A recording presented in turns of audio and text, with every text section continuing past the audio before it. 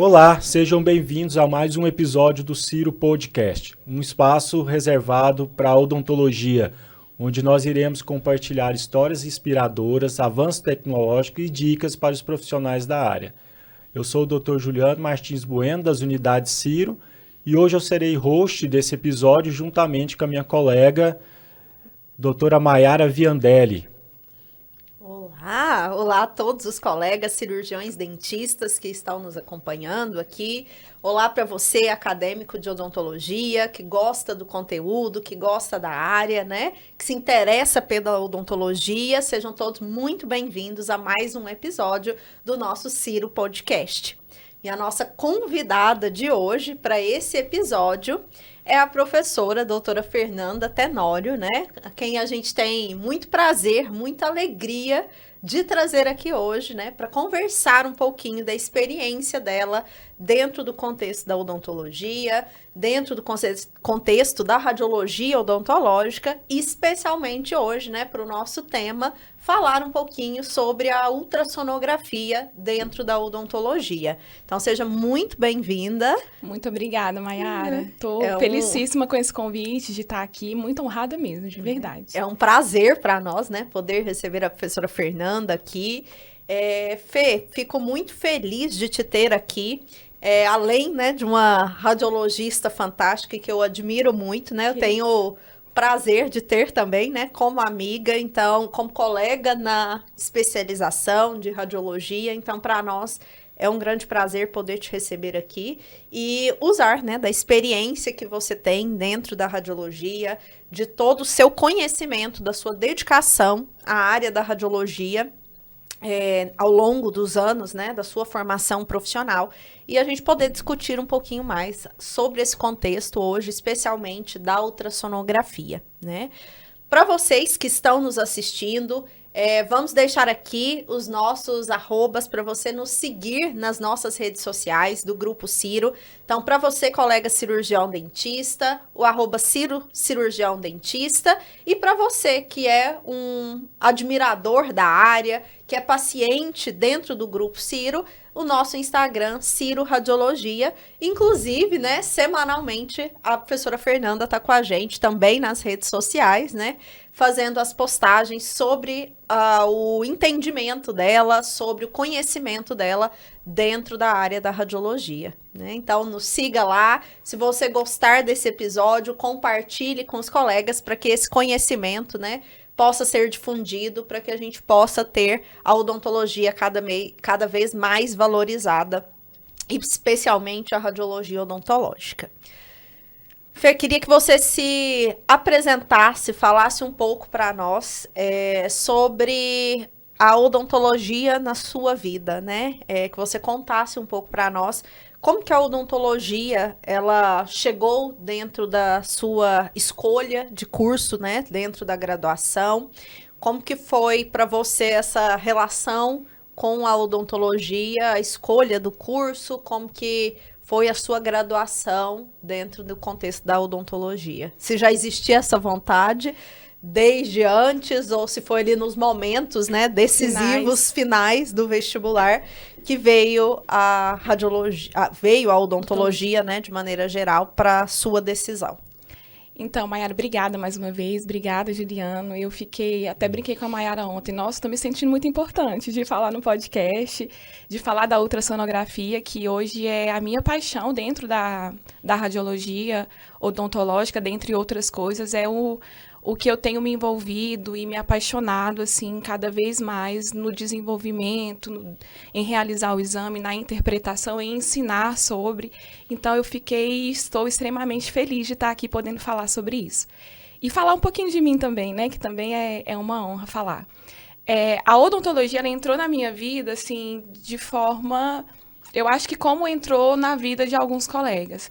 Eu sempre quis fazer medicina, e aí fiz 2 anos, eu prestei vestibular, passei em uma faculdade particular, tinha ganhado uma bolsa do Enem na época, E aí, uma bolsa integral, 100%. Cheguei aí com a minha família, olhar a casa, olhar toda a estrutura para poder estudar.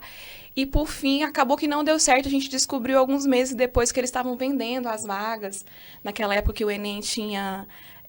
eles separavam e estava tendo isso, foi falado no Brasil inteiro, que algumas vagas, as universidades particulares, elas tinham vendido.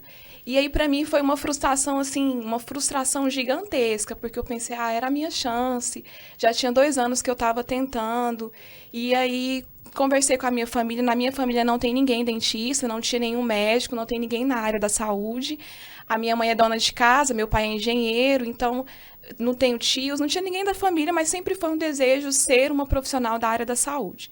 E aí, com essa frustração, eu fiquei 6 meses sem fazer cursinho, pensando o que eu ia fazer. Fui para o próximo semestre, falei, vou fazer odonto.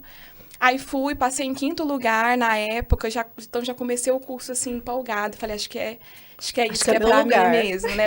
Já estou começando bem aqui, já consegui uma aprovação com uma posição alta na UFG, que era meu sonho estudar. E foi assim que a odontologia entrou na minha vida. E aí, durante a graduação, eu fui gostando e desgostando da odontologia.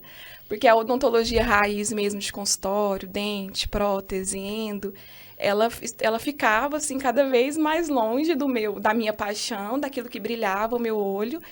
E eu sempre fui indo pelos caminhos da pesquisa, da estomatologia, da radiologia, da patologia, que eram as áreas que o meu olho brilhava mesmo, assim. Eu fiz monitoria, eu fiz iniciação científica, eu fazia estágio. Então, tudo que envolvia essas áreas, eu estava ali acompanhando. Eu estava envolvida nessas áreas e foi para onde o meu olho brilhou, já me afastando muito, assim, das áreas clínicas, que nunca realmente foi... Eu não me via com aquela mão, assim, vou fazer uma faceta. Nossa, aquilo para mim era uma tortura. Então, foi bem para essas áreas. E também gostava muito de falar em seminários, de apresentar trabalho, da parte da monitoria, de estar com os alunos, de ensinar. Então, isso foi gerando em mim esse desejo que eu acho das grandes vantagens que a gente tem na odontologia, é você ter uma versatilidade de caminhos que você pode seguir. E aí eu optei, durante esse momento, conheci a Maiara já na minha graduação. E aí, desde lá, não que a Maiara seja tão velha assim.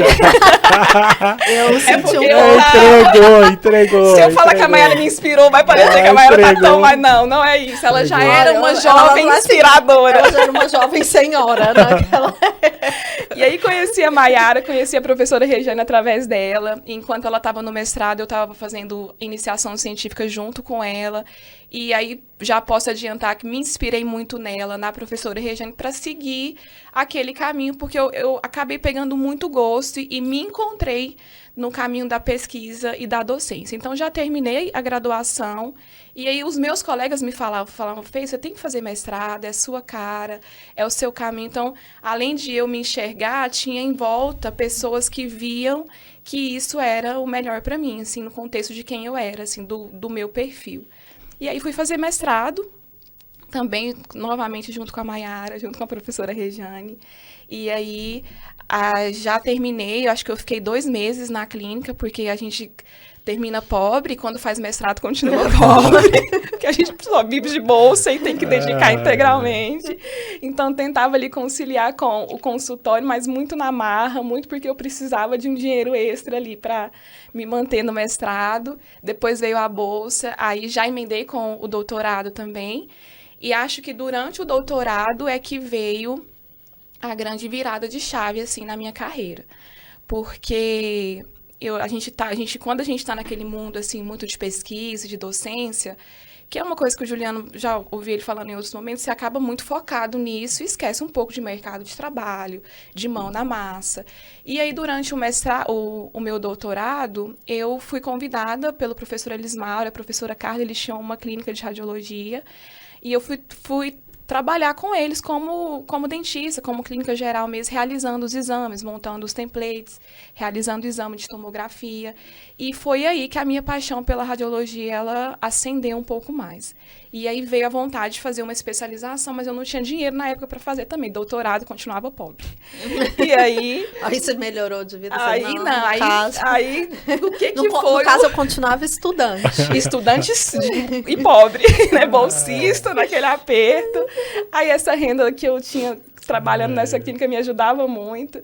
Mas durante o doutorado também veio um concurso na área de estomatologia para professora substituta. E aí, quando eu passei...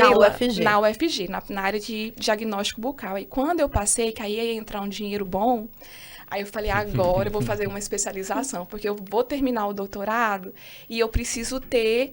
Eu não posso ficar limitada a somente aquilo que o doutorado ele tem a me oferecer, que é muita coisa.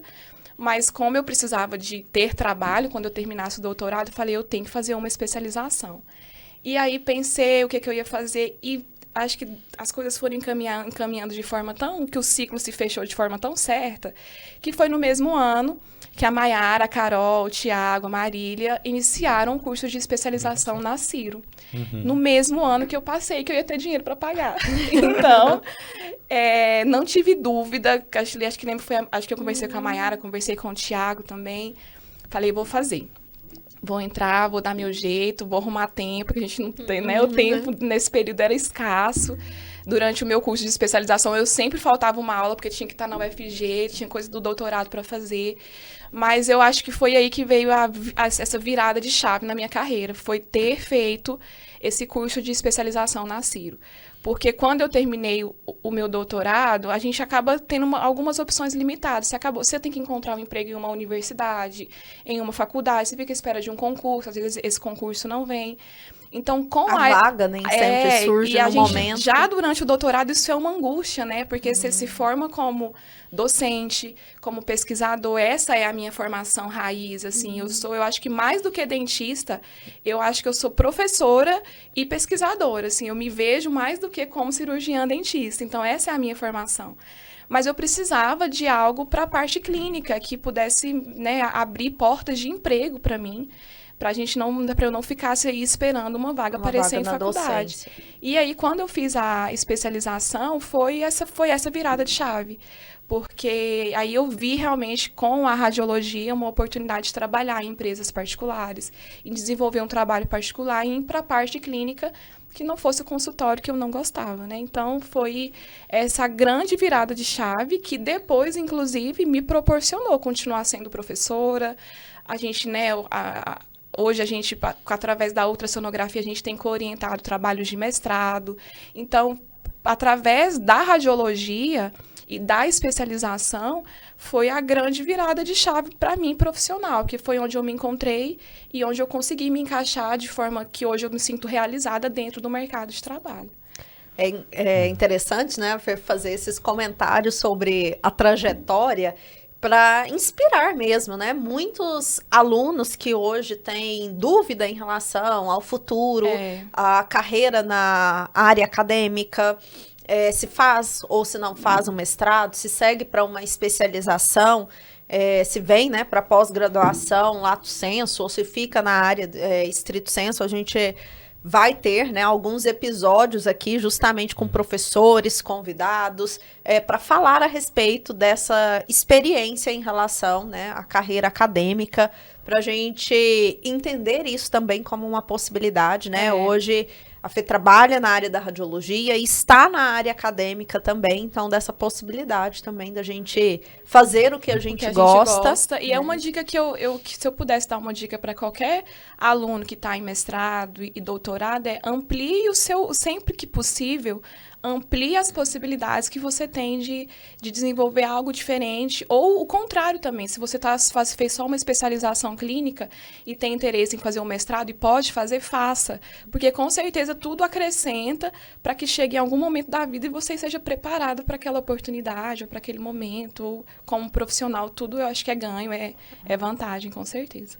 Eu acho que a gente tem Deus em muitos momentos, né, da nossa vida, trilhando esse caminho. Acho que uma das grandes surpresas ao longo do caminho a gente encontrar pessoas, né? A Fê foi uma dessas pessoas que eu tive a oportunidade de encontrar e hoje saber, né, que esse grupo tão seleto de amigos, né? Nós estamos juntos trabalhando dentro da mesma empresa.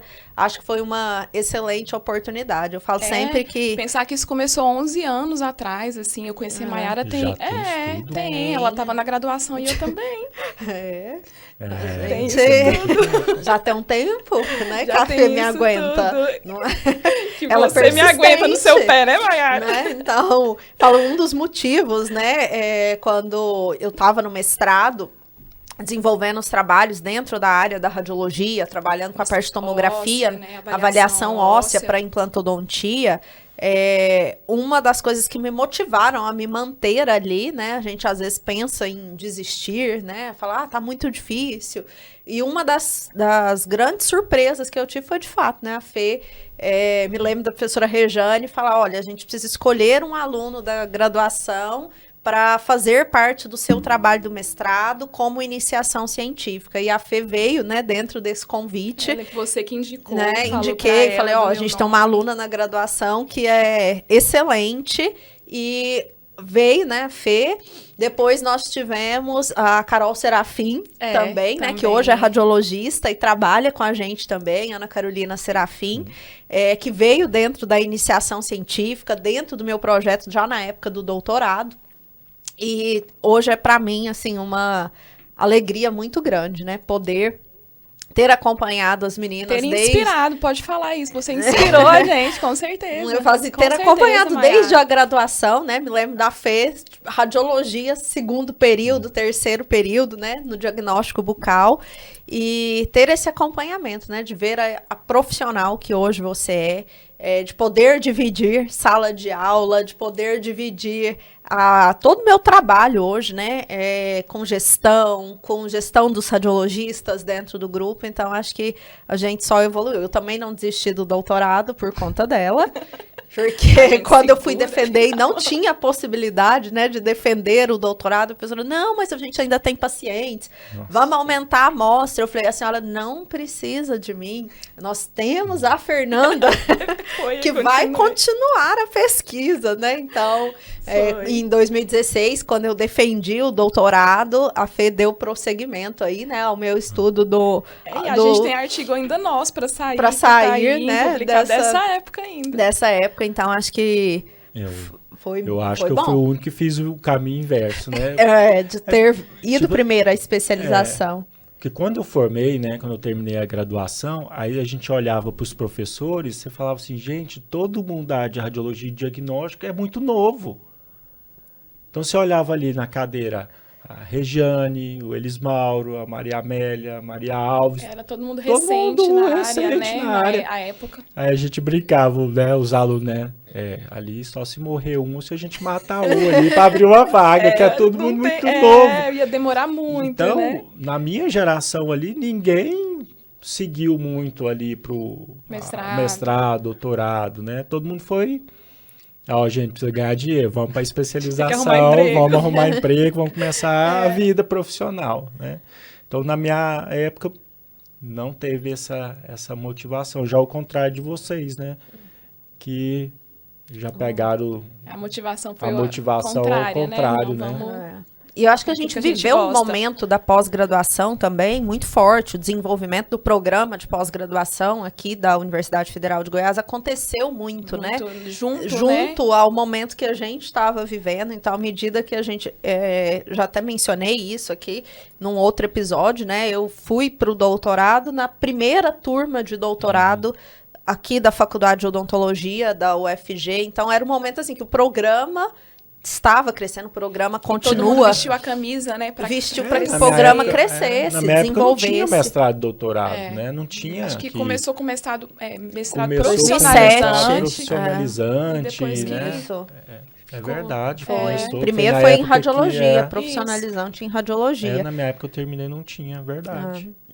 Eu e aí que ir para São fora. Paulo, tinha que ir para... Que era o que quase todo mundo fazia São Paulo, à época, né? Piracicaba e Ribeirão, né? Era onde tinha. E isso foi bom, assim, esse encontro, né?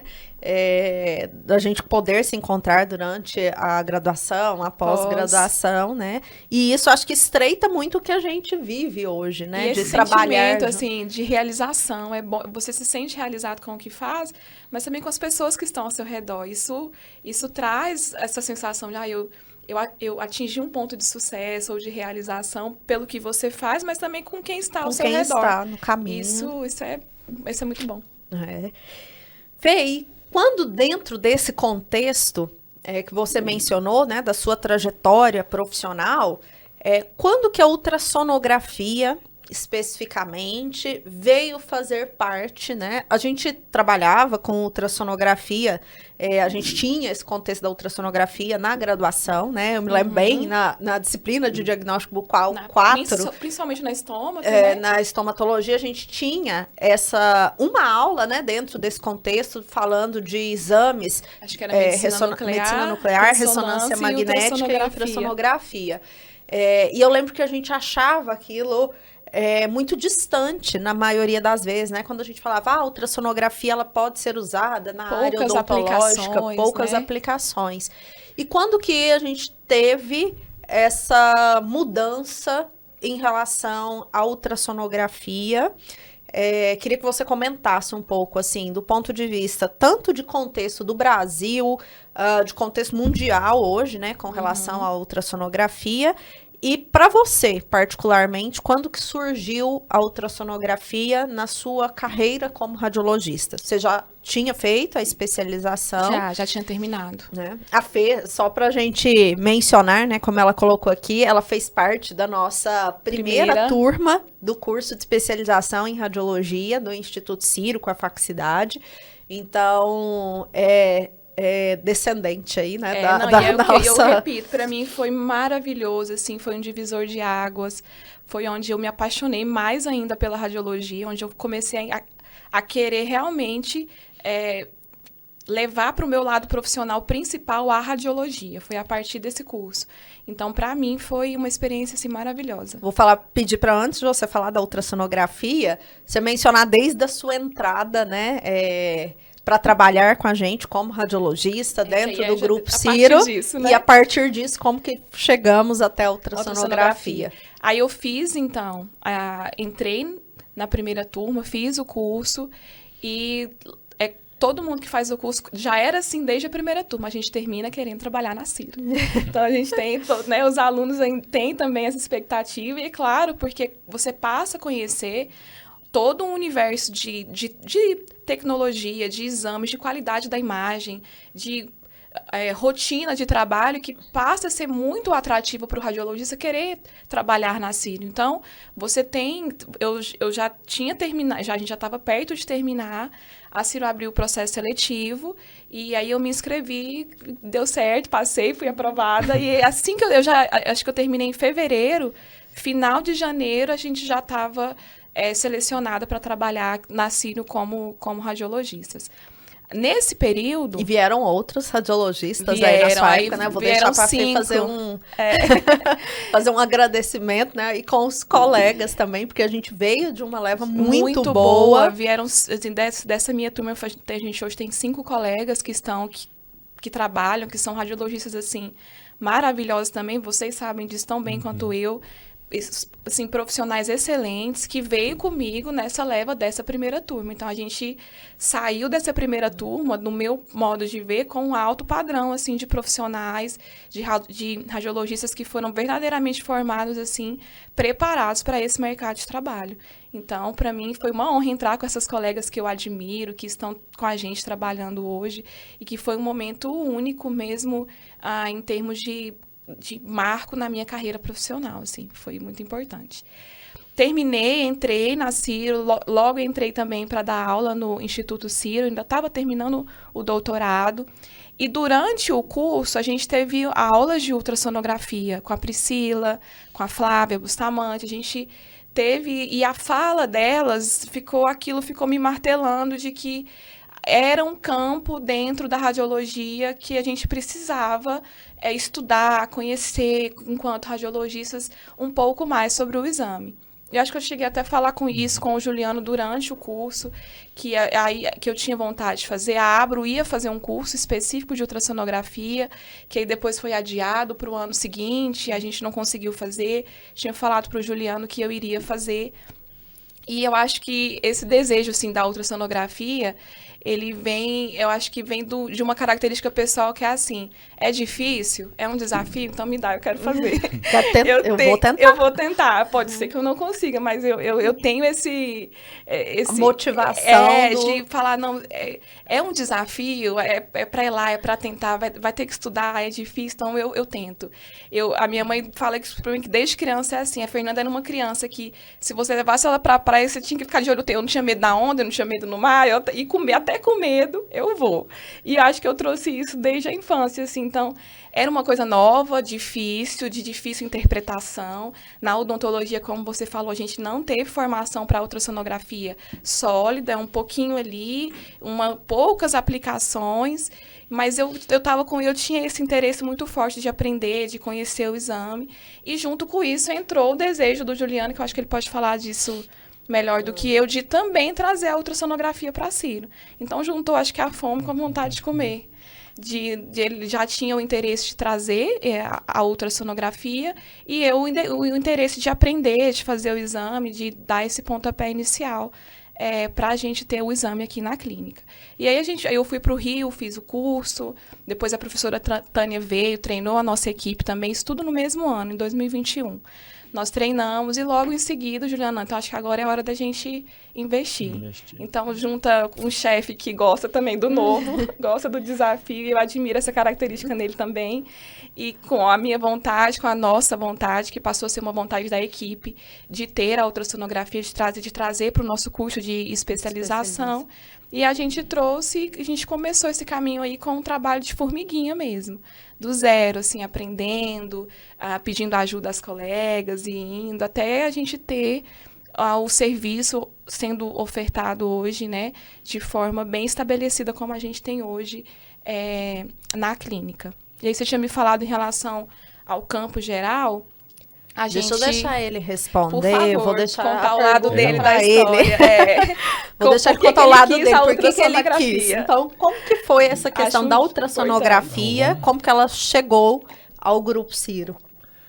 Então, primeiro, acho que o mais importante é a gente relembrar, né, que com a criação da especialidade de harmonização orofacial, a gente viu a necessidade da gente ter um exame que pudesse auxiliar essa especialidade no diagnóstico do tecido mole ali, porque a gente sabe que as imagens radiográficas e a tomografia de feixe cônico não vai me dar um diagnóstico, né, para essa especialidade em particular, que é a harmonização orofacial.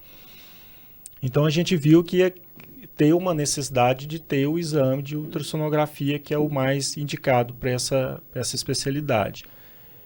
E na hora, né, na época a gente sentou todo mundo do time, né, e falou assim, olha gente, Juliano, eu não tenho tempo de aprender agora esse exame, eu estou focado, né, eu acho que é o bom do time, é isso, né? Então você tem mais gente na radiografia 2D, você tem mais gente na tomografia, você tem gente no planejamento digital, você tem gente... Então a gente foi direcionando. E aí a Fernanda se levantou ali e falou, não, ó, pode deixar que eu vou. Se tiver o equipamento, se for investir, pode deixar que é comigo, né? E depois eu lembro de sentar com você e conversar. Fernanda, parece que esse exame nasceu para você. Parece que tudo que você construiu na sua graduação, no seu mestrado, no seu doutorado... Eu tenho essa sensação. Tudo que você trabalhou ali, né?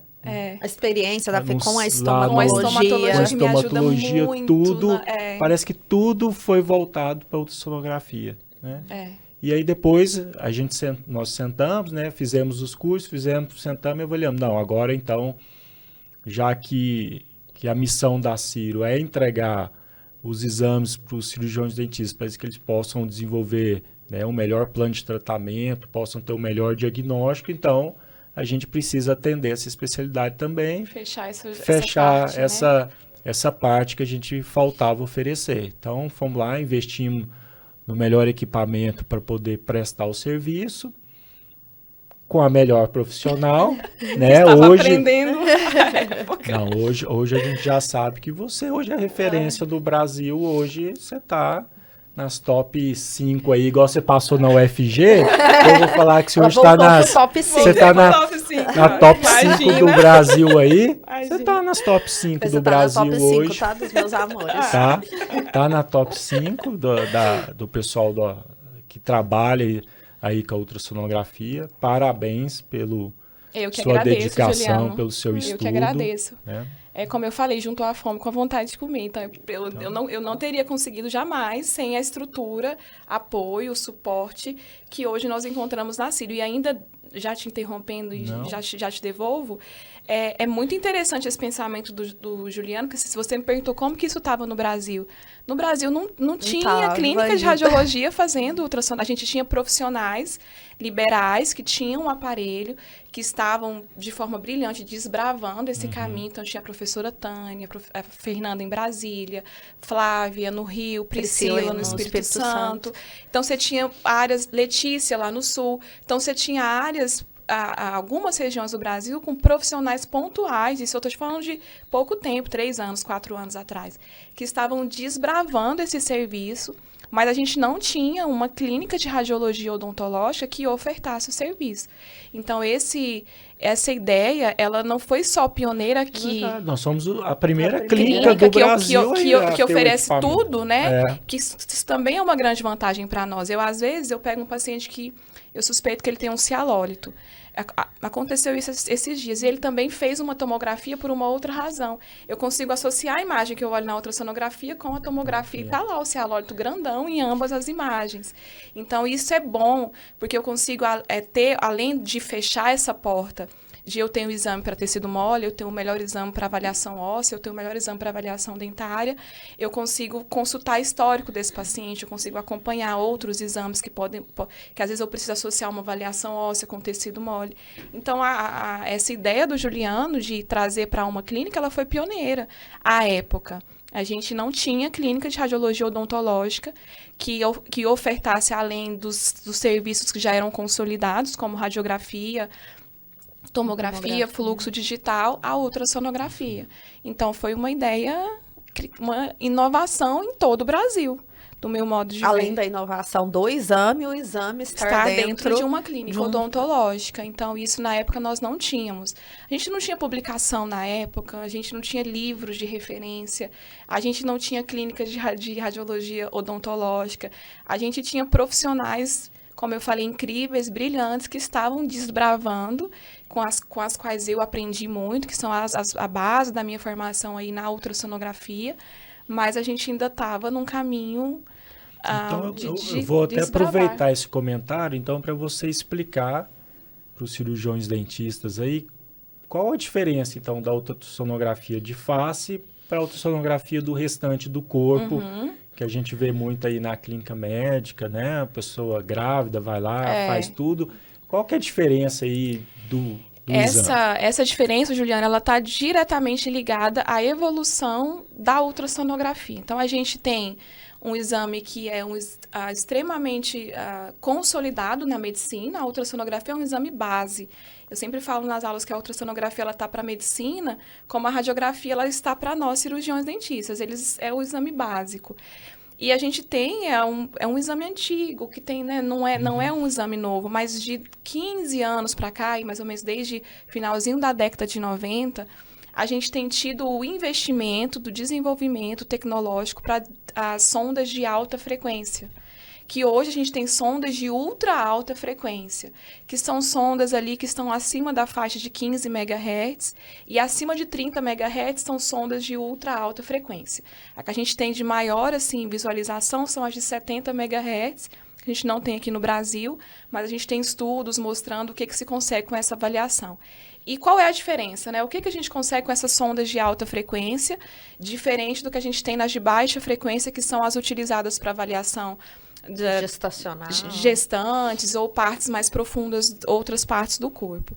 Você consegue, quanto maior for essa frequência, avaliar com mais nitidez, com maior clareza, com maior resolução espacial os tecidos milimétricos ou submilimétricos. Então, quanto maior a frequência da sonda, melhor a avaliação, a visualização dos tecidos mais superficiais, como epiderme, derme, tecido subcutâneo, que é o caso dos tecidos da face. Na face, a gente tem tecidos superficiais, de espessura pequena, que demanda o uso de uma sonda específica de frequência alta, como eu falei, de no mínimo 15 MHz, para que você tenha uma avaliação acurada com aquela imagem que você está visualizando, diferentemente das sondas que são utilizadas para avaliação de outras partes do corpo. A parte de hardware do ultrassom, ela não muda. Entre o que a gente usa hoje na clínica e a clínica médica, é o mesmo equipamento. O que muda é o transdutor ou a sonda e a experiência do examinador, que a gente fala que isso conta muito. Então, a ultrassonografia é um exame muito examinador dependente. Então, quando eu estou ali fazendo o exame, eu já estou interpretando, separando as imagens, realizando já um relatório mental ali do que eu vou colocar no laudo, do que eu estou encontrando. É o único exame hoje na clínica que quem faz é um dentista, uma dentista. Por quê? Porque ele é muito examinador dependente. Não dá para eu separar as imagens ali e depois mandar lá para a Maiara laudar. Então, a Maiara tem que dar um exame exemplo. É em tempo real, né? É em tempo real. Você tem que precisa fazer o exame, interpretar. E selecionar qual a melhor imagem, fazer as medidas já naquele momento. Então, acho que a principal diferença é essa. Hoje, é que a gente tem um equipamento adequado, sonda, transdutor, que é o mais indicado para avaliação de face, e um examinador que entenda da parte técnica, mas também da avaliação de face, principalmente anatomia, patologias, alterações, produtos estéticos, porque isso é um diferencial no momento que a gente entrega ali o resultado para o paciente.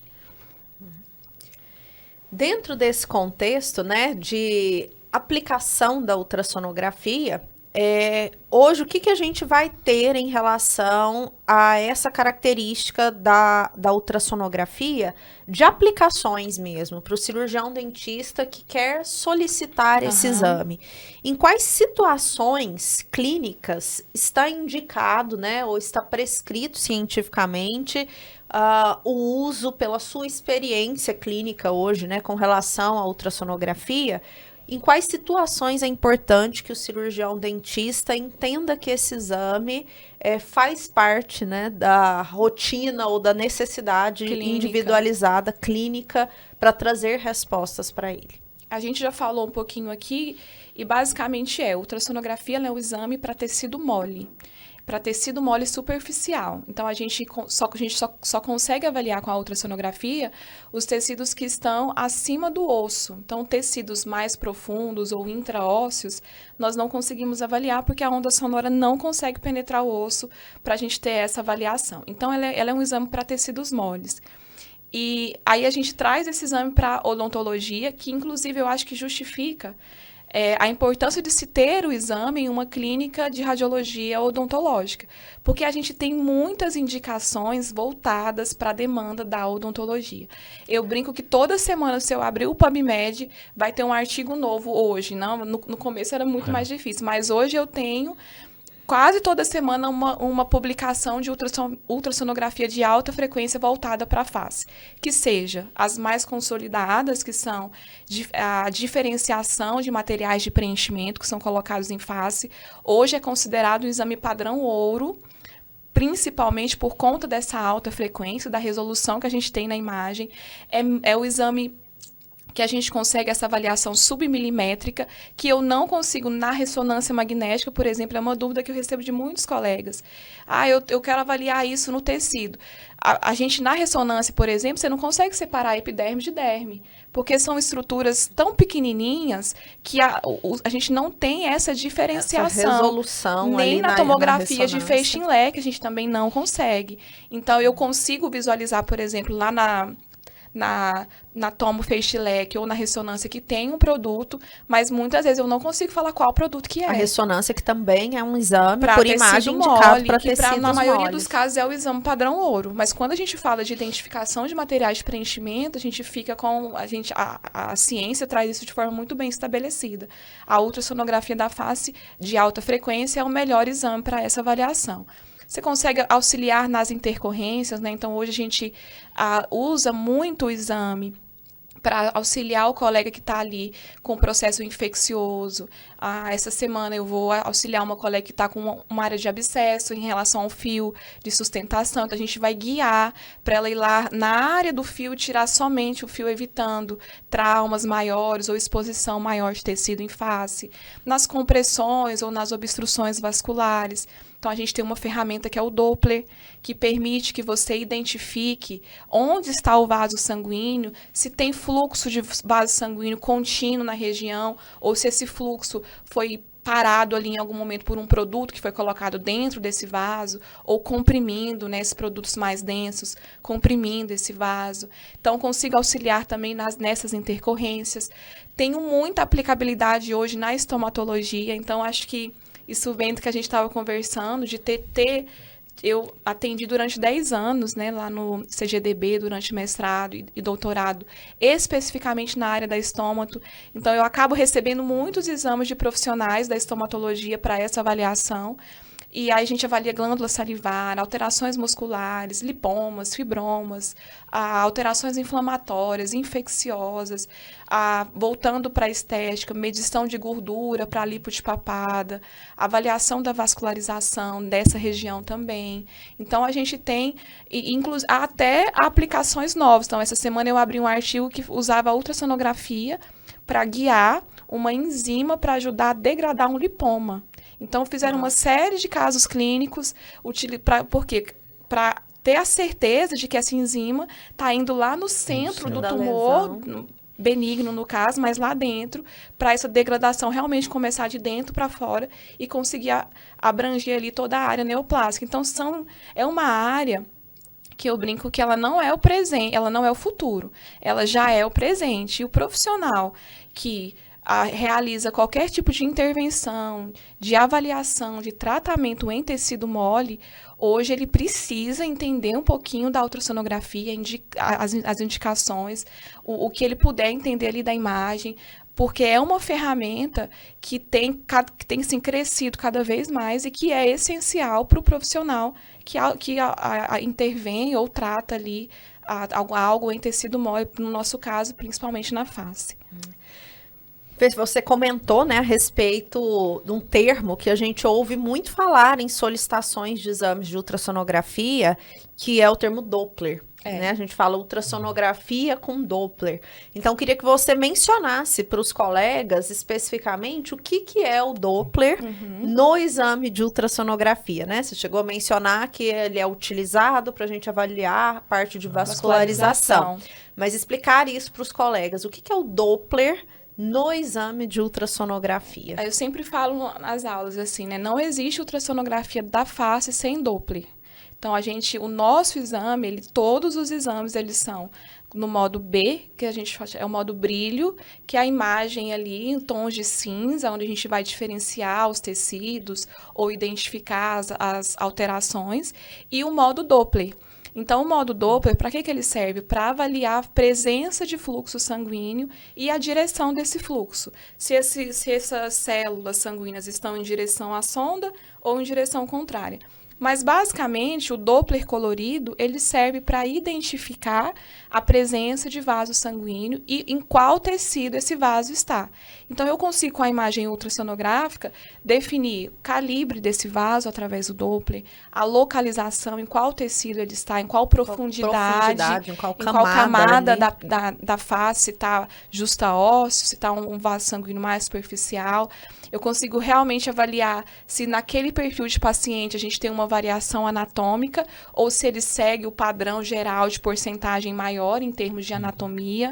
Consigo também avaliar a velocidade, então a gente tem outras funções como o Power Doppler, o Doppler pulsado, que você avalia a velocidade desse fluxo, que também é importante nessa diferenciação que a gente às vezes tenta fazer de veias com artérias. Então, são ferramentas que o exame oferece que auxilia o profissional principalmente na caracterização e nesse mapeamento vascular. Eu acho que uma das perguntas que você mais deve receber, né, trabalhando na área da ultrassonografia, mas o exame de fato mostra diferença entre os materiais de preenchimento estéticos faciais, né?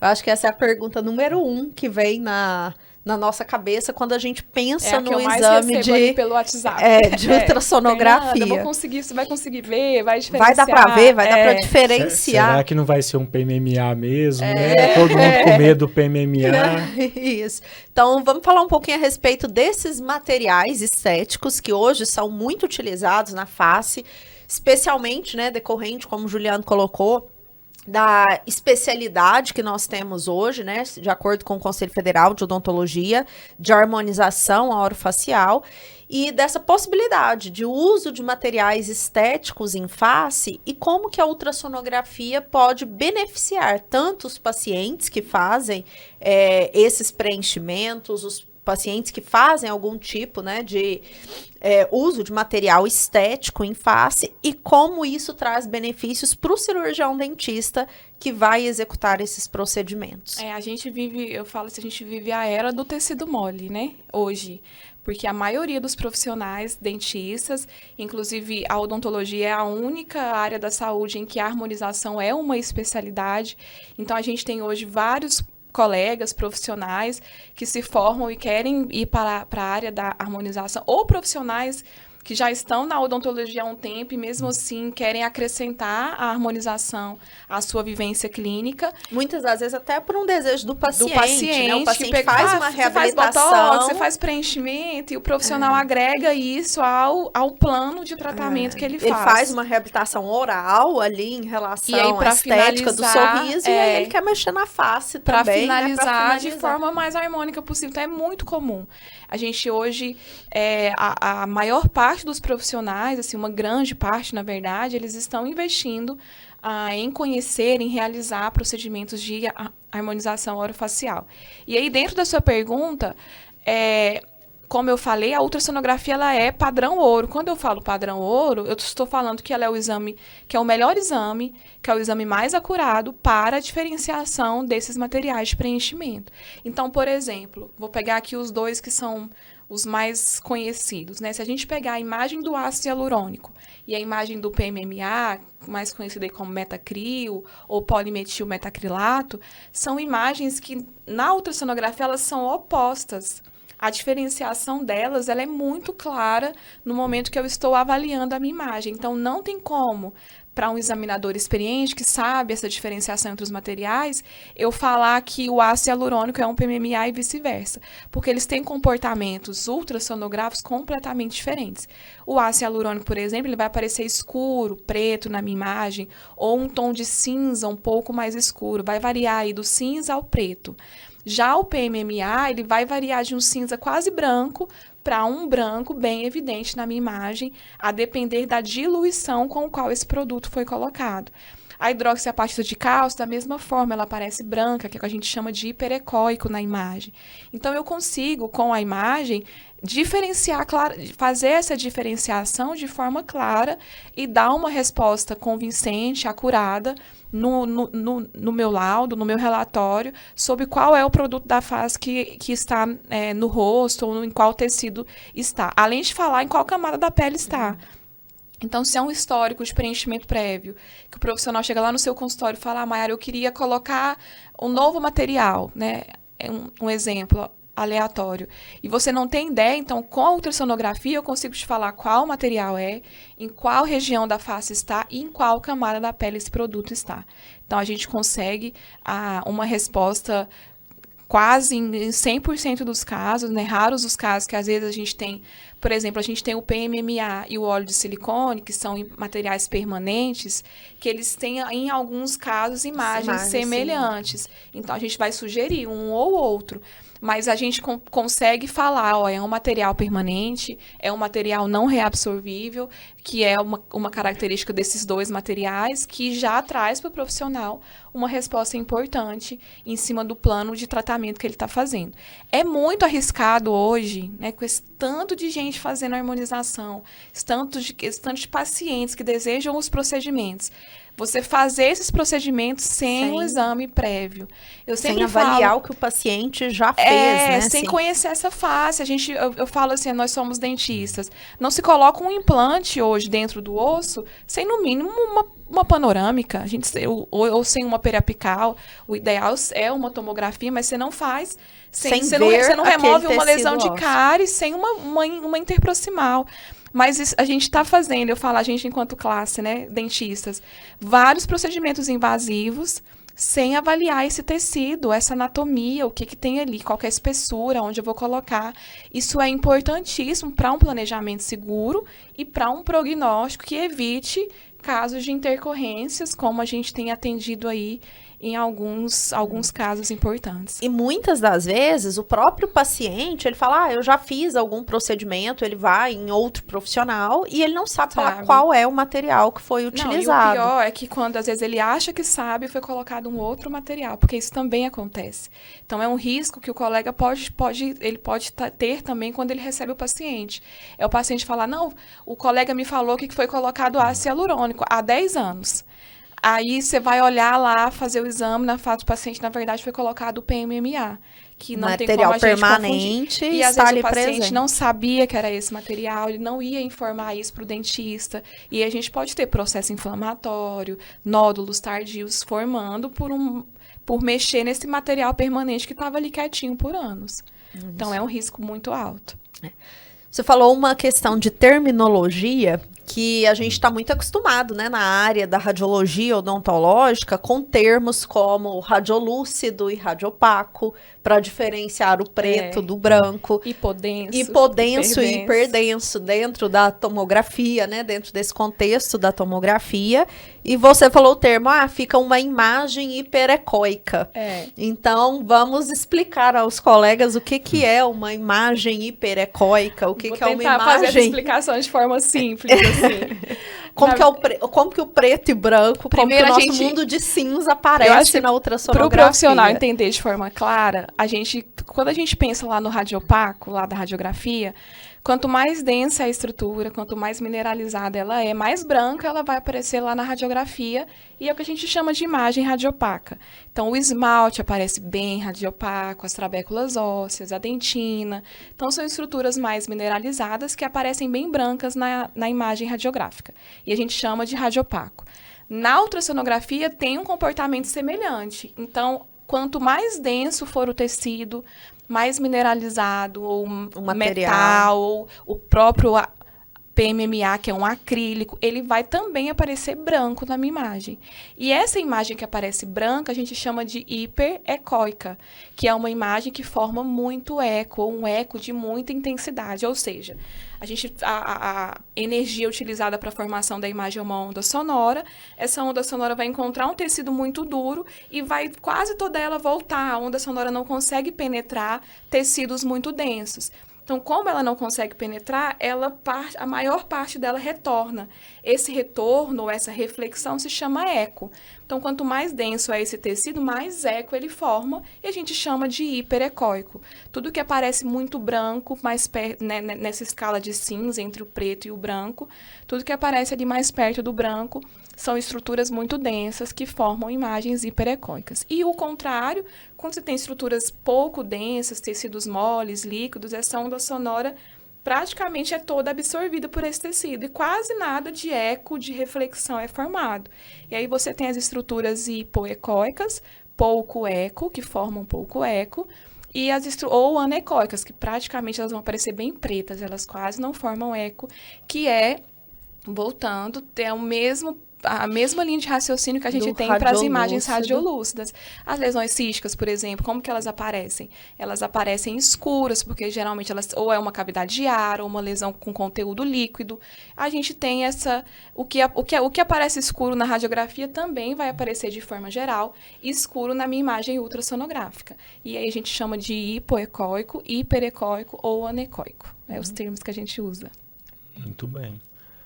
Agora, lembrando de outra indicação, que eu lembrei de um dia que eu fui dar uma aula, e uma indicação é a pessoa quer fazer uma cirurgia estética, né, quer afinar a bochecha, então o cirurgião faz, né, retira a bola de bichar ali, né, e eu lembro que eu fui dar uma aula e a aluna falou assim, nossa, eu fiz uma vez. Nossa, é muito e o colega e o colega não encontrou. Aí ela foi em outro profissional, o cara falou assim, não, o cara que fez a primeira vez, então... Não era bom.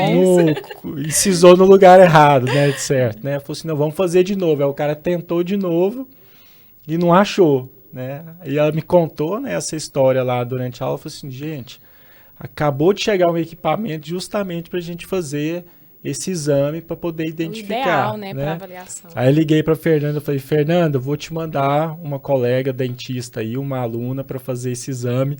Depois você me conta aí o resultado.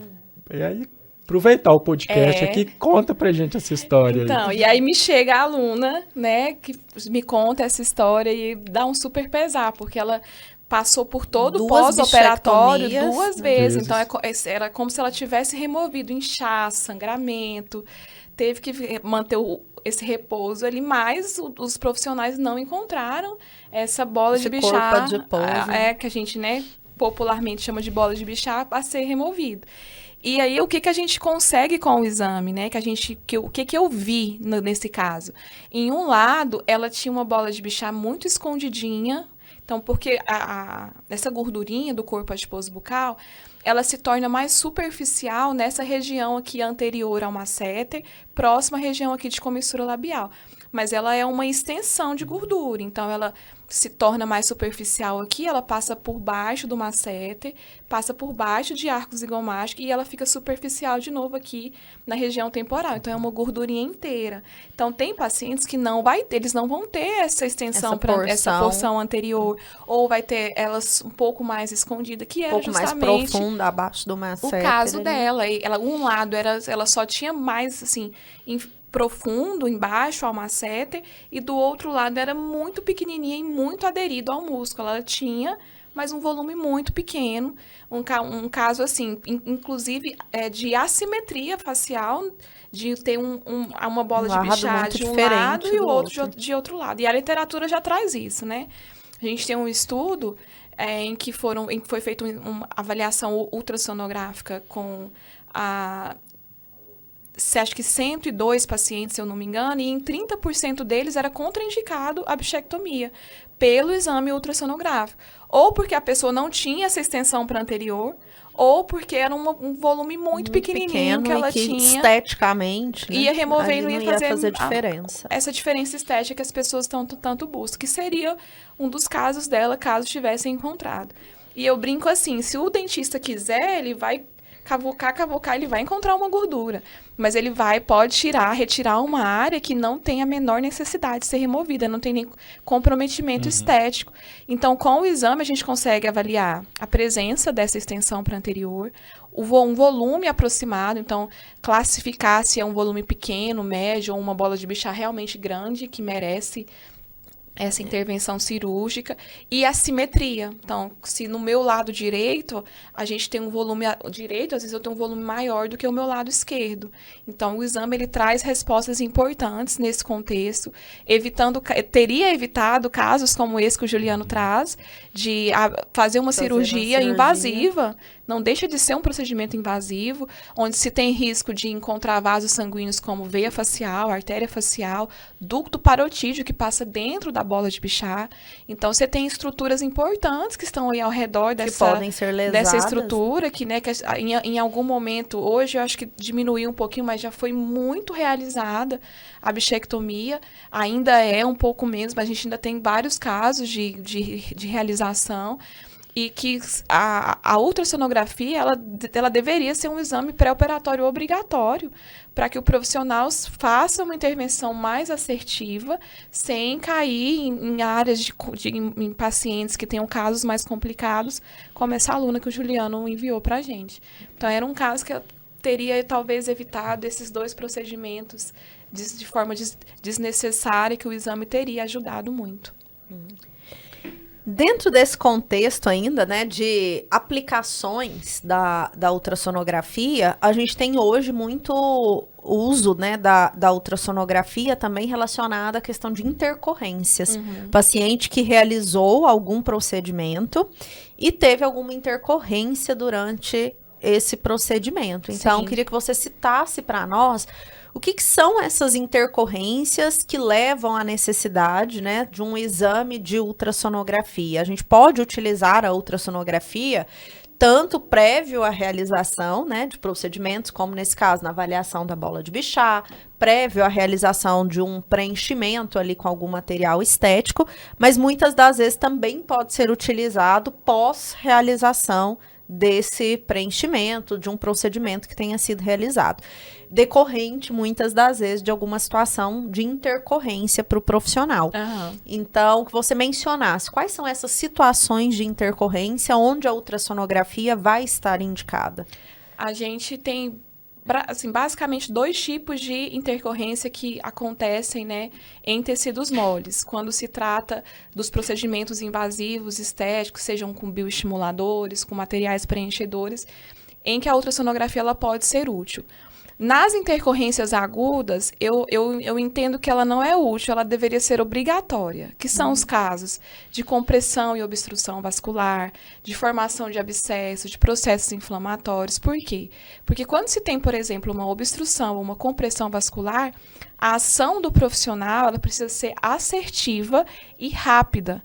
Você não tem tempo de ficar tentando, avaliando. Por quê? Porque a depender do tipo de obstrução que se tem, isso evolui rapidamente para quadros de necrose, porque você não tem vascularização, esse tecido não é oxigenado e, naturalmente, ele vai entrar em processo de necrose, de dentro para fora, que é mais difícil ainda de se resolver. Então, a gente chama de necrose asséptica, porque não é uma necrose infecciosa, ela está começando por falta de aporte sanguíneo para aquele tecido.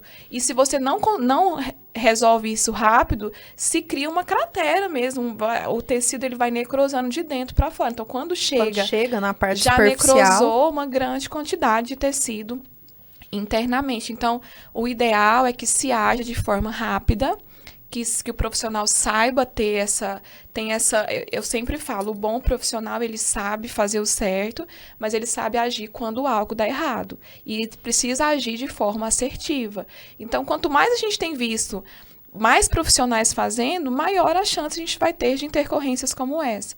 E a ultrassonografia, ela entra em qual contexto? Ela vai mostrar para o profissional qual é o vaso que está obstruído, se o produto foi colocado dentro desse vaso, ou se ele está só comprimindo aquele vaso, se ainda está passando um pouquinho, se ainda tem passagem de um pouquinho de fluxo, que é menos grave, porque se obstrui, em questão de horas, você já começa com esse quadro de necrose. Se só comprime, isso tem uma evolução em dias. Então, você também tem o profissional fica um pouquinho mais tranquilo em relação à evolução ou ao prognóstico. E além de avaliar esse quadro, então falar o que está acontecendo, porque o exame ele vai dar essa resposta, você consegue guiar o tratamento, que para mim é o mais importante. É você acertar, por exemplo, na aplicação da hialuronidase, colocar essa enzima exatamente onde o ácido hialurônico está. Dentro dele, na região, no bólus, ali na área onde está o produto. Se você fica encharcando o tecido ali ao redor, as nossas células, elas têm ácido hialurônico naturalmente. Então, de alguma forma, você está danificando tecido saudável, que já está com pouco aporte de oxigênio. Então, você está piorando uma situação que já é ruim. Então, o ideal é colocar essa enzima exatamente dentro desse ácido para que ela vá degradando de dentro para fora e tenha essa degradação completa desse produto, liberando aí esse vaso sanguíneo. Mas a gente tem também as intercorrências tardias. E aí a gente tem tido, por exemplo, formação de nódulos por bioestimuladores. Então, a gente tem feito muitos exames em pacientes que fizeram o tratamento com o bioestimulador e esse material não é degradado e fica um pescoço cheio de nódulos. É muito comum pescoço, têmpora, que é justamente meses depois, não é um processo inflamatório, mas fica aquele aumento de volume não estético que incomoda o paciente, porque esse produto, por uma resposta biológica, ele não foi degradado e gera esse nódulo tardio. Isso pode acontecer com bioestimulador, nos quadros de ETIP com ácido hialurônico. Então, a gente tem intercorrências tardias, nos quais a ultrassonografia também pode tanto avaliar e dar uma resposta do que está acontecendo, quanto guiar a remoção desses produtos ali a 4 mãos, né? A ultrassonografista ou ultrassonografista juntamente com o colega clínico para a resolução. Então, é uma ferramenta que traz para esses momentos de preocupação, de angústia do profissional, uma segurança muito maior para ele resolver aquele problema que com certeza ele não esperava, ninguém espera a intercorrência. A gente, quem trabalha, né, tenta, eu acredito, fazer ali o seu melhor, mas está sujeito a esses processos. As próprias variações anatômicas do paciente a levam própria muito resposta a isso. biológica. Então, eu tenho intercorrências que acontecem, por exemplo, com um paciente que é diabético, que está com índice glicêmico altíssimo e que não conta para o dentista ou não relata isso na anamnese. E aí, o processo de cicatrização desse paciente é péssimo. A chance de um processo infeccioso é muito alta. Então, tem muitas variáveis que podem gerar aí esses processos de intercorrência. A ultrassonografia entra no sentido de ser uma ferramenta de imagem que vai dar muita segurança para esse profissional resolver o problema. Então, assim, tem que usar. O profissional precisa se aproximar desse mundo da ultrassonografia, porque se ele está trabalhando com tecido mole, ele precisa de um exame por imagem que vai ajudar ele a planejar e também a resolver quando a gente tiver esses casos de problema, né? Que infelizmente acontece. Você mencionou essa questão do trabalho a 4 mãos, né? Esse trabalho a 4 mãos entre o ultrassonografista e o cirurgião dentista, ele não precisa acontecer necessariamente em casos só de intercorrências, Não, né? até para evitar elas, né? Ou para garantir que você está colocando o produto exatamente na região que você quer colocar. Por exemplo, a gente tem regiões que são muito delicadas. Quando a gente fala de região de olheira, a literatura fala que em cerca de 40% dos casos que fazem preenchimento nessa região vão dar um ETIP em algum momento. Porque se indica fazer esse preenchimento, por exemplo, grudado lá no osso, justo ósseo. Se você faz ele superficial, fica aquela bolha, que é um nódulo, que chama de nódulo tardio. Isso a literatura traz que acontece, é muita coisa, em 40% dos casos. Muito então, alto. Muito alto. Se o profissional, ele está, por exemplo, vai preencher essa região, se ele vai preencher essa região, ele quer garantir que vai ficar grudado no osso, aí a gente consegue guiar, ver se a cânula, né, o ideal é que se faça com cânula e não com agulha, se está realmente grudadinha lá no osso, se é ali que ele pode injetar. Isso vai trazer, com certeza, um prognóstico melhor para essas regiões. Evitando vasos sanguíneos também, lábio, região de nariz, que a gente chama região de têmpora, que são zonas de risco, regiões muito vascularizadas, artérias muito superficiais. Então, a gente também consegue, né, evitar essas intercorrências fazendo esses procedimentos guiados ali ao vivo a 4 mãos.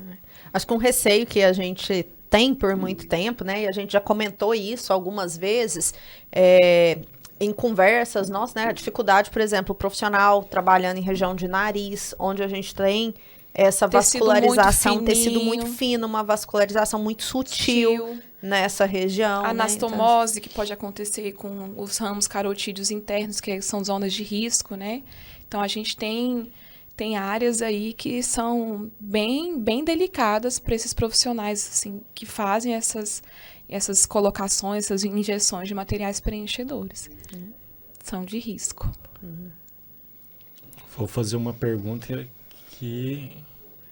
Vamos lá. Toda vez que chega um exame novo, né, a gente vê que o que mais impede, às vezes, desse exame ser difundido é a falta de conhecimento, de treinamento em cima desse exame. Você acredita que a ultrassonografia ela vai ser um exame comum dentro da odontologia? Você acha que vai ser principalmente ali para harmonização orofacial, cirurgião bucomaxilo também, quando trata alguma coisa. Qual que é a sua visão sobre isso? Eu acredito que sim. A gente já vê isso acontecendo ao redor do mundo. Se você pega, por exemplo, os principais congressos hoje ao redor do mundo de harmonização orofacial, sempre tem a abordagem da ultrassonografia associada com esses materiais, com esses procedimentos de harmonização orofacial. Por que que a gente ainda... a gente tem tantos profissionais que ainda não pedem o exame, não conhecem, porque eles não sabem para que o exame serve ou minimamente interpretar a imagem. Eu tenho a convicção que, à medida que esse conhecimento vai avançando, os profissionais irão cada vez mais entender a importância do exame. Isso já acontece hoje na clínica. Como? Os profissionais que me solicitam o exame uma vez, ou que participam dos nossos cursos, ou que teve alguma aula em algum curso de harmonização, eles são os que sempre continuam pedindo o exame quando eles têm uma necessidade. Então, quem se aprofunda um pouquinho em entender a ultrassonografia e utiliza ela como ferramenta clínica, passa a solicitar o exame com uma frequência muito maior.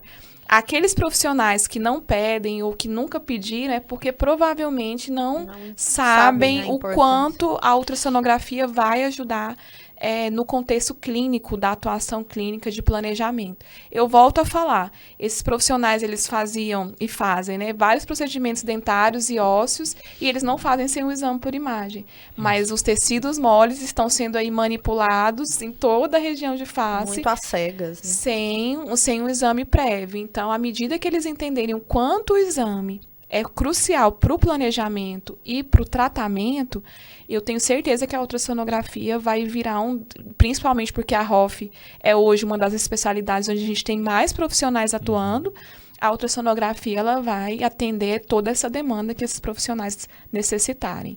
Mas precisa entender um pouquinho, né, para entender a importância desse exame. Não tem jeito. Vamos falar, então, né, um pouquinho a respeito do nosso serviço, especificamente, né, de ultrassonografia, para os profissionais que se interessam, né, entender um pouco mais como que é a questão de curso hoje, né, que a gente oferta para esses profissionais, para tentar auxiliar nessa qualificação do profissional com relação ao entendimento, à compreensão do exame, e como que tem funcionado o serviço de ultrassonografia dentro do grupo, né, Ciro? Como que o profissional, ele indica, onde que o paciente procura para fazer esse exame? A gente começou com um trabalho, como eu falei, bem de formiguinha mesmo, né? E aí a ideia que o Juliano trouxe para nós vamos ofertar o curso para os colegas, para que a gente possa mostrar para que o exame serve e como a gente tem ofertado o exame aqui na clínica. Então, quando nós começamos, não tinha ninguém que fizesse ultrassonografia voltado para odontologia. A gente tem ali a medicina muito fechada em relação a atender outros profissionais, apesar de nós sermos uma especialidade consolidada na estomatologia, que precisa do exame, na harmonização orofacial, que precisa do exame, na articulação temporomandibular, que precisa da ultrassonografia, a gente não tinha esse acesso de forma, e até por isso a gente não tem isso na nossa formação também, eu acredito. Então, quando a gente trouxe, a ideia a gente oferecer o serviço e, ao mesmo tempo, auxiliar o colega na compreensão do exame, para que o exame serve, como ele pode solicitar, ou como ele pode entender um pouco mais essa imagem. Então, desde 2022, a gente oferta quase que mensalmente, tem algumas paradas aí do ano de férias, né? A gente oferta quase que mensalmente um curso de ultrassonografia da face, onde a gente ensina a formação da imagem, interpretação da anatomia, interpretação dos principais processos patológicos, de materiais de preenchimento, de procedimentos estéticos, de estomatologia, de bola de Bichat, de lipo de papada cirúrgica, como que o exame ele se encaixa, o que ele vai oferecer de avaliação dentro dessas alterações. Então, a gente tem esse curso onde nós ensinamos mensalmente, né? A gente compartilha com o colega um pouco da nossa experiência e como que o exame pode ser útil. E a gente é sempre muito, assim, muito surpreendidos de forma positiva, porque a maioria começa o curso assim, eu vim fazer porque eu quero aprender uma coisa nova. E termina um curso entendendo o quanto o exame é importante e, inclusive, dentro desse, são sempre que a gente tem uma nova turma, ou que eu tenho oportunidade de ir em algum curso falar, a gente acaba aumentando essa solicitação do serviço, porque o profissional que conhece a ultrassonografia e passa a entender, ele automaticamente passa a pedir o exame. Então, é sempre uma grande surpresa para os profissionais o quanto a ultrassonografia pode ser útil aí na parte clínica desses colegas. Então, a gente oferta esses cursos mensalmente. Hoje, a gente realiza o serviço de forma agendada lá na clínica do Setor Sul. E aí, acho que isso, inclusive, facilita para o dentista, para o paciente. A gente atende numa sala que é um consultório, que está todo equipado para esse atendimento, para essa avaliação. Alguns colegas utilizam, né, a estrutura da clínica para realizar algum procedimento guiado ali, caso precise, ou solicita a minha ida ao consultório, que também acontece, a gente também oferta esse serviço. Caso o profissional deseje fazer o procedimento, que seja planejamento ou tratamento de intercorrências a 4 mãos, de forma guiada. Então, hoje a gente já tem esse serviço de forma muito, muito consolidada hoje na clínica, a ultrassonografia muito bem estabelecida dentro desse pioneirismo que nós tivemos aqui em Goiânia, em Goiás. E o exame a gente consegue entregar de forma rápida. Muitos colegas que ainda têm dúvida entram em contato direto comigo e a gente tira as dúvidas, traduz ali o laudo, tanto para pedir o exame. Fernanda, esse exame vai ser útil para isso, a gente sempre tem essas respostas para os colegas, quanto para interpretar a imagem. Então, a gente também oferece esse auxílio. Recebi meu exame, Fernanda, não entendi. Vamos lá. Pode me ajudar. A gente nessa explica exatamente nesse contexto de com que o profissional ele entenda o exame que ele está recebendo para o paciente, né? Inclusive a gente fala assim que a gente, diferente dos outros exames, a gente demora um tempinho lá para montar o exame de ultrassonografia. Por quê? Porque eu deixo ele o mais didático possível, coloco seta, coloco a região anatômica, mostro onde está o produto. A gente faz um protocolo fotográfico para o profissional entender onde esse produto está. Tudo no sentido de facilitar a vida para o meu colega, para o profissional que está solicitando o exame com a gente. Então, a gente tenta mandar esse exame o mais mastigadinho possível para facilitar esse planejamento, essa compreensão, e ainda auxilia o colega aí, caso ele precise de uma interpretação junto ali, extra.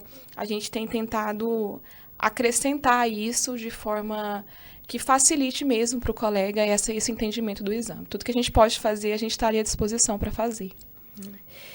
Para a gente ir para os nossos rumos finais aqui em relação a essa fala da ultrassonografia, eu queria que você, Fernanda, como uma referência hoje, né, na ultrassonografia no país todo, né, com o seu conhecimento em relação a esse exame, o seu pioneirismo em relação ao exame de ultrassonografia, a experiência que hoje você tem, né, dentro do serviço, aqui dentro do Grupo Ciro, que você nos apontasse o que você acha que vem aí de futuro para a ultrassonografia. A gente tem visto em diferentes áreas da radiologia os avanços com relação à inteligência artificial, né? Uhum. E a ultrassonografia, isso também está chegando para a área da ultrassonografia? Quais são esses avanços que você, enquanto profissional ultrassonografista, espera da ultrassonografia para os próximos anos? Eu acho que, assim como nos demais exames por imagem, a inteligência artificial ela já tem somado e vai somar cada vez mais para a avaliação e interpretação da imagem, junto ali com o olhar de um examinador treinado. Eu acho que uma coisa não vai separar da outra, mas a gente já tem, por exemplo, aparelhos que que já se tem, você coloca numa região e o próprio aparelho já demarca para você o que é subcutâneo, o que é músculo, o que é glândula. Isso a inteligência artificial já consegue fazer à medida que você você marca em qual região da face está. Então, a gente vai tendo... a gente tem tido avanços no sentido principalmente de facilitar para o profissional o entendimento da imagem, principalmente para os profissionais não médicos, né, que talvez não tenham não tiveram tanta contato, interação na formação com a ultrassonografia. Então, eu tenho visto o surgimento de ferramentas que busquem facilitar isso. estudos que têm indicado que, né, a gente não tinha muito o hábito de fazer punções, biópsias, né, por agulha, por exemplo, guiados por ultrassonografia. Hoje a gente tem esse acesso muito fácil nos procedimentos para face, invasivos de face. Então você consegue fazer uma punção aspirativa guiada, você consegue fazer uma biópsia guiada, com a certeza de você estar realmente pegando uma parte daquela lesão, daquele tumor, daquela região, de forma mais assertiva. Então, as publicações mais recentes, elas têm focado também muito nesse contexto, e o desenvolvimento de sondas, ele está, assim, cada vez mais célere. Então, a gente, de forma muito rápida, desenvolvimento de sondas cada vez que fornecem imagens com maior resolução, com maior frequência, de maior acesso. Então, quando a gente comprou o aparelho, a gente tinha poucas opções. Hoje, a gente tem aparelhos portáteis de excelente qualidade, de excelente visualização de imagem, aparelhos de médio porte melhores ainda. Então, a gente tem tido um avanço muito rápido em termos de melhoria da tecnologia, principalmente das sondas, para a visualização dessas imagens. E esse acho que é o maior gancho para a pergunta que o Juliano me fez.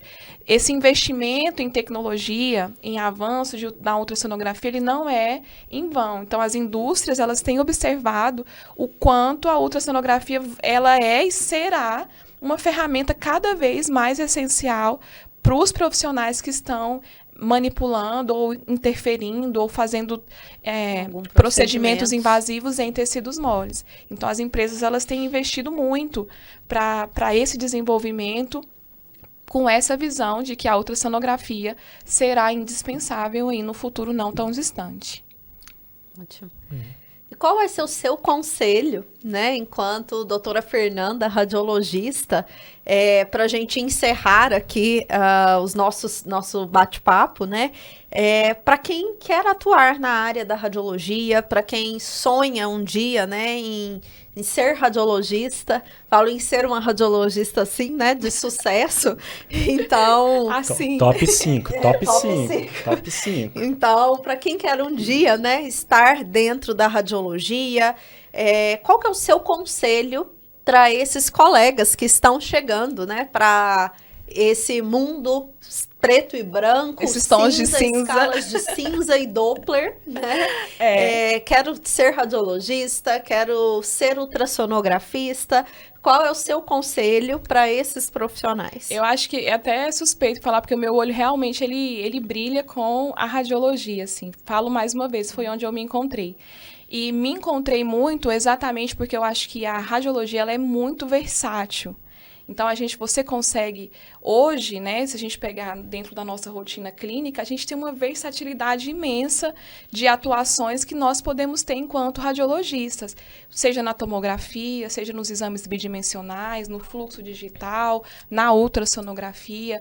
Então, é uma especialidade muito versátil, que traz uma versatilidade que muitas vezes quando você está ali na clínica, no dia a dia do consultório, você fica muito muito focado em uma atuação específica, que eu não vejo isso acontecendo na radiologia. A gente tem que estudar o tempo inteiro, a gente tem que se atualizar o tempo inteiro, a gente está o tempo inteiro aprendendo, treinando, relembrando, focando. Eu sempre falo isso com os alunos: vocês nunca vão parar de estudar, porque a radiologia não para. Ela não para de crescer, não para de se desenvolver, não para de oferecer ferramentas novas, principalmente a gente já está falando de inteligência artificial, de avanços de tecnologia. Então, a gente consegue na radiologia uma versatilidade que eu acho que é bem-vindo, assim, para qualquer colega que tenha o interesse por essa área. Então, é uma área versátil, em que a gente consegue atuar e se aprofundar em muitas outras áreas de forma integrada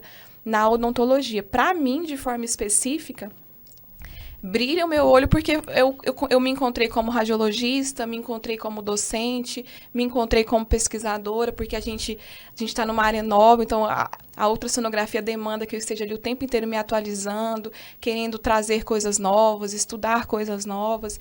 Então, preenche muito essa lacuna de abranger todas as minhas áreas de formação, nesse encontro, né, meu de mestrado, doutorado, especialista, então a radiologia ela me trouxe essa realização nesses aspectos da minha vida profissional e sempre falo, acho que a maioria dos colegas que fazem radiologia se encontram em algum desses pontos dessa versatilidade, que seja na gestão, que seja abrindo sua clínica, que seja laudando, que seja interpretando, fazendo o exame, né? Então, eu não gostava de clínica, mas eu amo atender pacientes. Sempre gostei lá na estomatologia que a gente atendia e ainda tenho essa oportunidade hoje de continuar atendendo o paciente. Então, a gente se encontra, né? Até para quem gosta de atender, hoje a gente consegue fazer isso com a ultrassonografia. Então, você consegue ainda manter um contato com o paciente ali de forma direta. Ou ficar só no computador, para quem gosta também, tá tudo certo. Tem para todos os gostos. Fica a dica, né? Venham para a radiologia. Radiologia. A gente é suspeita porque a gente realmente se encontrou muito nesse mundo preto e branco. Fê, queria te agradecer muito, né, pela sua participação aqui com a gente, pelo aceite ao nosso convite, pela sua disponibilidade, né, em dividir tanto o aprendizado que você teve, todo o seu conhecimento ao longo desses anos trabalhando e investindo na ultrassonografia, em todo esse pioneirismo, né, deixar aqui para quem está nos assistindo, né, dicas tão valiosas dentro desse contexto da ultrassonografia. Eu que agradeço. Quero aproveitar para fazer isso publicamente, né? Agradecer o Juliano, agradecer você, porque nada disso seria possível se a gente não tivesse esse investimento em estrutura e essa confiança de que eu poderia, né, realizar esse trabalho dentro da clínica com muito orgulho radiologista da Ciro. Então, eu agradeço muito, muito essa oportunidade, de forma assim, muito sincera, com muita gratidão, por ter me permitido estar em um lugar onde eu me encontrei, onde eu me encontro e onde eu consigo desenvolver, dando aulas, fazendo o exame, com colegas que eu admiro, que eu me inspiro. Então, eu vejo no Juliano esse desejo também de ele não tem medo de nada que é novo, ele vai, pega e faz, depois a gente vê como é que vai fazer. Aprendo isso com ele também. Não, vamos começar e a gente vai vendo como que vai ser. Mas isso me inspira muito, Juliano, de verdade. Você como pessoa, Maiara, obrigado demais pela oportunidade na Ciro, por ter estado aqui, por poder falar sobre a ultrassonografia. Foi, para mim, um momento muito especial, de verdade. Então, vou aproveitar para agradecer, né? Falar que estou muito feliz de ver, nesses últimos anos, seu crescimento, seu desenvolvimento. Eu que agradeço. Você ter comprado essa missão aí de... Eu vejo que quando chegou a tomografia, nós fizemos a mesma coisa, né? Pode falar assim, uma blitz de conhecimento, né? Vamos ensinar a todo mundo os benefícios do exame, como que isso vai acrescentar na vida profissional, como vai melhorar o resultado de todo mundo, e você hoje fazendo isso com a ultrassonografia. Então aproveite, né, esse momento para, né, top 5 do Brasil hoje aí, divulgue o exame, né? Eu acho que isso é bom para o paciente, é bom para o profissional, todo mundo tem a ganhar. E junto ao seu lado aí, mestrado, doutorado, né, faça brilhantes trabalhos, brilhantes pesquisas, quero ver artigos aí, daqueles citando assim, né, Tenório, Fernanda, artigo de referência mais citado do mundo. É o nosso desejo. Tá? Vamos sonhar alto. Eu sou o que cobra, né? Então vou te ajudar também. E o que sonha alto também. É isso aí. Faz a gente pensar alto. Tá bom? Obrigada, então, Juliano. Parabéns. Obrigada. Tá? Tô muito feliz de ter você no time. Todo mundo tá muito feliz. Eu mais ainda, pode ter certeza. Obrigado, viu? Obrigada. Pessoal, para todos vocês que nos acompanharam por aqui, se você curtiu esse episódio, você deixa o seu comentário aqui para nós, nos acompanhe em mais episódios aqui no nosso canal do YouTube e a gente espera por você também, né, nos nossos cursos, nas nossas redes sociais. Então siga o nosso Instagram, Ciro Cirurgião Dentista, e o Instagram Ciro Radiologia, para que vocês possam ter mais dicas, né, como essas de hoje, para que vocês possam ver mais casos de ultrassonografia que a gente está sempre colocando ali para evoluir em relação, né, a esse exame por imagem tão importante para nós. E a gente se vê em breve nos nossos próximos episódios.